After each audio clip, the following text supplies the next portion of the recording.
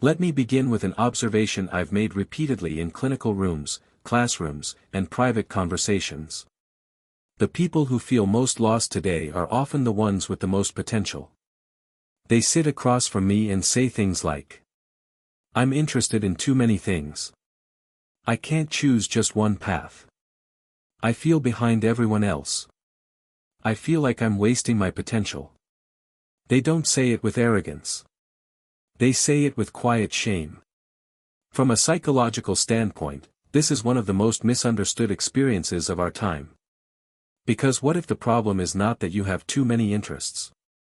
What if the problem is that the world is still measuring you with an outdated ruler? For decades, centuries, really, we have trained people to believe that a healthy, successful life follows a straight line. Choose early. Commit fully. Specialize deeply. Stay consistent. Retire quietly. That model made sense in a stable world. But we no longer live in a stable world. And the human mind that struggles most under the old model may be the one best suited for what comes next. From a psychiatric perspective, having many interests is not a symptom of pathology. It is often a sign of high cognitive openness, neurological flexibility, and strong associative thinking. These are traits consistently linked to creativity, innovation, and long-term adaptability. Yet socially, these same traits are often mislabeled.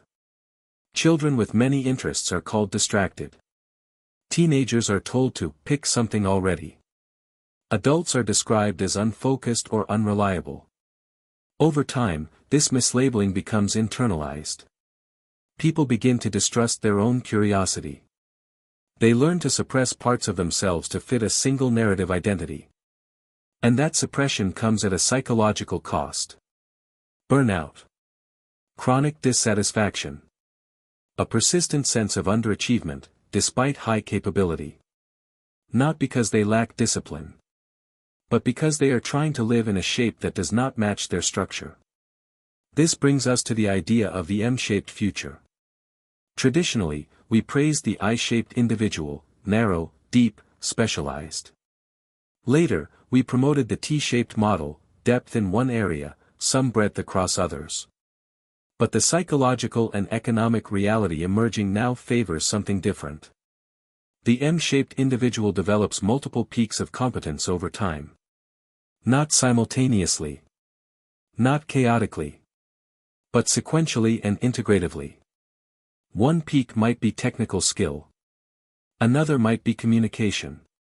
Another might be creativity. Another might be leadership or emotional intelligence. These peaks are not random. They eventually connect. And when they do, they create something far more resilient than a single identity. In clinical psychology, we understand that identity is not fixed, it is constructed through experience. For individuals with many interests, identity forms through integration, not elimination. The mistake many make is believing they must abandon one interest to pursue another. Psychologically, this creates internal conflict. The mind resists amputations. The healthier approach is asking, what is the underlying drive connecting these interests? Often, the connection is not obvious on the surface. Someone might love psychology, storytelling, technology, and business. At first glance, this looks scattered. At a deeper level, it may reflect a single drive, understanding human behavior and building systems around it. When people identify this deeper thread, anxiety decreases. Focus improves. Motivation stabilizes. Not because they chose one interest, but because they chose one direction. It is important to address a common fear here.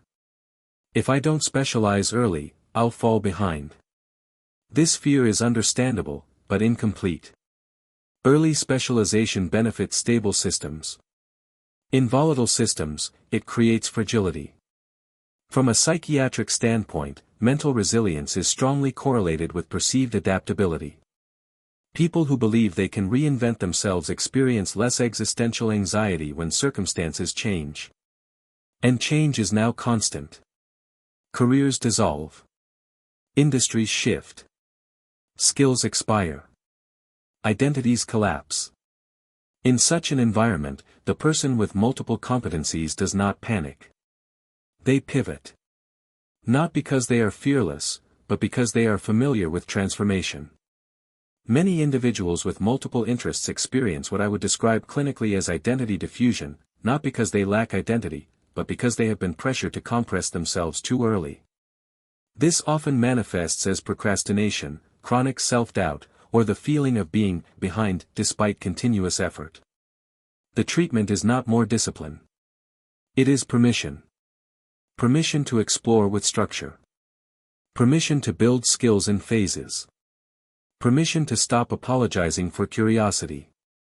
When people stop treating their interests as liabilities, they begin organizing them strategically. What once felt like chaos becomes a portfolio.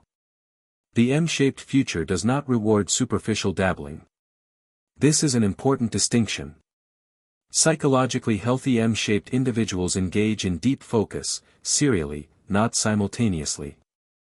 They commit fully to one peak, then transition intentionally to the next.